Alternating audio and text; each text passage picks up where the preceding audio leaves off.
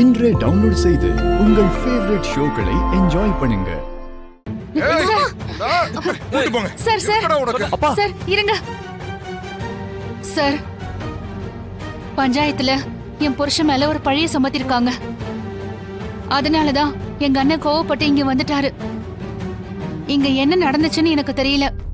அவர் ஏதோ உணர்ச்சி வசப்பட்டு இப்படி கையில கத்தி எடுத்திருக்கணும். கத்தி எடுத்தது தப்புதான். அதுக்காக நான் உங்ககிட்ட மன்னிப்பு கேட்டுக்கிறேன். தங்கச்சி, நீ எதுக்குமா மன்னிப்பு கேட்கணும்?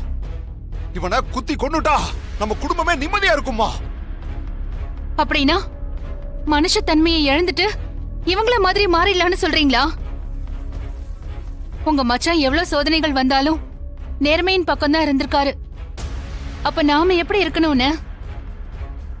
ஓ, நீங்கெல்லாம் நேர்மையானவங்க. அப்ப நாங்களா பித்தலாட்டக்காரங்களா? அதுல என்ன சந்தேகம்? வார்த்தை அளந்து பேசு. இத பாரு, நான் உன்கிட்ட பேச வரல. என் அண்ணனை கூட்டிட்டு போக வந்திருக்கேன்.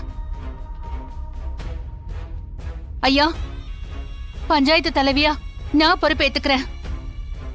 எங்க அண்ணன் மேல எந்த ஒரு ஆக்ஷனும் எடுக்க வேண்டாம். இதை என்னால ஏத்துக்க முடியாது. இந்த ஆளு இவனை கத்தியால குத்த வந்தப்போ நீங்களே பாத்தீங்கல்ல. அதான் எதுவும் நடக்காதுன்னு மேடம் சொல்றாங்கல்ல, எதுக்கு பிரச்சனையை வளர்த்துக்கிட்டு? இந்தாயா ரிலீஸ் பண்ணு.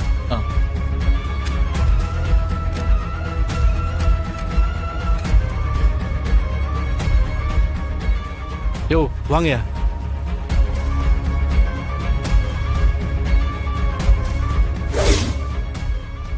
அண்ணா வாங்கண்ண போலாம். இங்க பாரு புவனேஸ்வரி, அதர்மம் என்னைக்கும் ஜெயிக்காது. கடவுள் எங்க பக்கம் தான் இருக்காரு, சரியா? ஏய், அத தாண்டி நானும் சொல்றேன். அதர்மம் என்னைக்குமே ஜெயிக்காது, தர்மம் தான் ஜெயிக்கும். நீங்க பண்றது எல்லாமே அதர்மம். அது கண்டிப்பா ஜெயிக்கவே ஜெயிக்காது. கிளம்புங்க முதல்ல வெளியே. வாங்கண்ண வாங்க.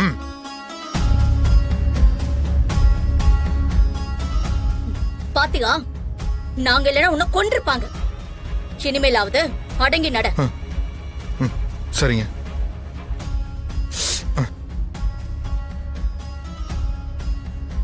பாத்தியானு, நாம கொளுத்தி போட்டதுல ரகுராம் வீடே அதிருதுன்னு நினைக்கிறேன். எப்படியும் நாளைக்கு ரகுராம் வாயை திறக்க மாட்டாரு. அதனால தீர்ப்பும் நமக்கு சாதகமா தான் வரும். அதுக்கப்புறமா தான் இந்த புவனாவோட ஆட்டமே இருக்கு.